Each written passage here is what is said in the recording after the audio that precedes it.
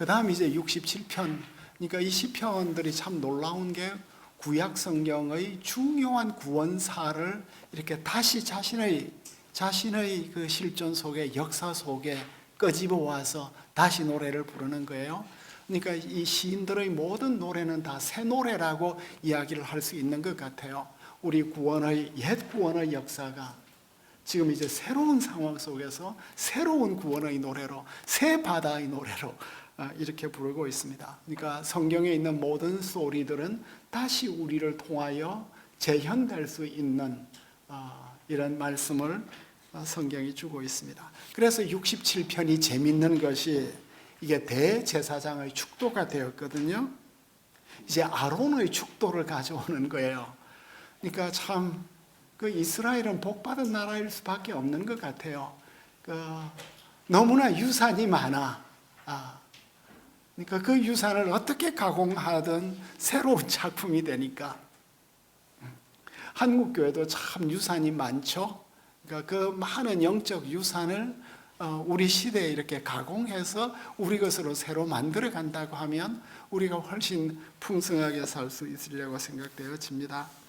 시인은 아론의 축도, 민수기 6장 24절로 공동체에게 축원을 빌며 시편을 열고 있습니다. 67편, 시편 67편 1절이 하나님은 우리에게 은혜 베푸사 복을 주시고 그의 얼굴빛을 우리에게 비추사. 이게 이제 아론의 축도의 초반부예요, 그죠? 그래서 주의 도를 땅 위에 주의 구원을 모든 나라에게 알리소서. 그 아론의 축도가 어느 날 이 시인의 가슴에 콱 박힌 거죠. 그게 이제 살아난 것입니다, 그죠? 그냥 의식 가운데 받는 축도가 아니라 이 축도가 시인의 노래가 되어버리고 시인의 고백이 되어버렸습니다.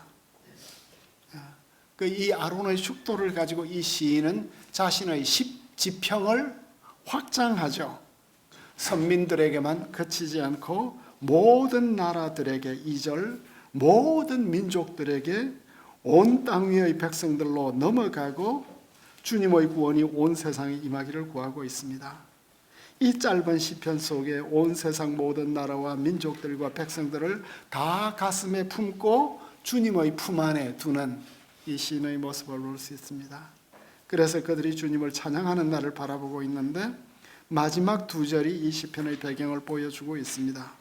온 나라가 기대한 이상으로 풍성한 추수를 했고 그래서 주님의 복이 지속될 뿐만 아니라 온 세상 끝까지 누리기를 바라는, 그러니까 아론의 축도가 믿음의 백성, 현재 믿음의 백성뿐만 아니라 온 누리의 백성들에게까지 가기를 원했어요. 왜 그랬을까요? 이 구약의 지평에서 이렇게 가기가 참 쉽지 않잖아요. 이방인까지 다 품는 거예요. 그러니까 이 시인은 아브라함의 복이 온 세상에 넘어갈 것에 대한 이 꿈을 가지고 있는 거죠. 그리고 왜 하나님의 은혜가 이방인에게 넘어가야 이스라엘이 복이 될까요? 왜 우리 교회에 안 믿던 사람이 믿어야 우리 교회가 새로운 활력이 생길까요? 그러니까 오래 믿는 사람을 통해서 생기는 활력도 있지만 새 신자가 만드는 활력은 어마어마하죠. 네. 그게 젖붙임의 비유 같아요. 그러니까 올리브 나무를 젖붙일 때는 대부분 올리브 나무를 젖붙일 때는 덜 올리브 나무를 젖붙이지 않아요. 그 올리브 나무가 400종이 있대요. 올리브 나무 안에도 다 족보가 있어요.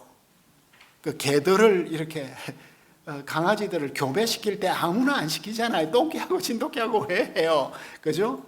그 진돗개를 할 때도 진돗개 가운데 최고의 순종 가운데 순종을 서로 교배를 시키는 것처럼 올리브 나무를 젖붙일 때도 아주 양질의 오랫동안 잘 가꾼 그 가지를 꺾어서 힘을 잃은 참 올리브 나무에 저걸 붙여주거든요.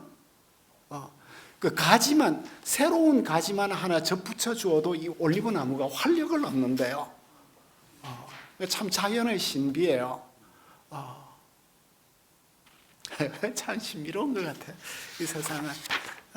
그래서 전 빨리 천국 가고 싶지 않아요. 이 세상에 있는 천국을, 하나님의 세상을 더 많이 맛보고 누리고 나누고 싶은 거예요. 주님 뜻은 모르지만. 그런데 정말 올리브 나무가 힘을 잃었을 때는 덜 올리브 나무 과지를 접붙인대요. 이런 일은 정말 희귀하대요. 그러면은 진짜 힘을 낸대요, 얘가. 근데 접붙일 때도 다 의식도 있고 그러겠죠. 품종도 다 바라보고. 그러면은 완전히 새로운 열매를 맺고 기름도 너무나 신선하대요. 그러니까 전도해야 되는 이유는 그런 것 같아요. 그러니까 99마리 양보다도 이런 양 하나가 들어올 때 그 공동체의 기쁨과 활력이 굉장한가 봐요. 그래서 아론의 축도를 이렇게 확장하고 있는 이 모습.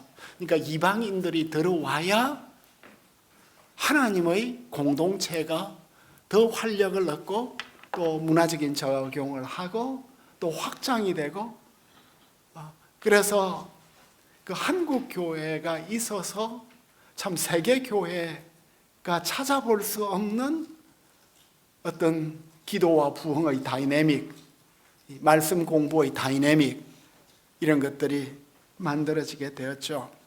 그래서 그 보물을 우리는 하나님께 가져갈 수 있는 것 같아요. 그래서 너는 뭐 하다 왔냐 하면, 시편 150편을 예수님 중심으로 다 훑고 왔어요. 이런 건 세계 교회사에 없을 거예요. 이제 이런 걸 하나씩 하나씩 바치는 거죠. 그럼 다음에는 뭐 할래? 2회는 뭐 할래? 이렇게 물으시면 뭐라고 답변을 할까요? 이사야를 해보겠습니다. 이사야서가 또 예수님 이야기가 제일 많으니까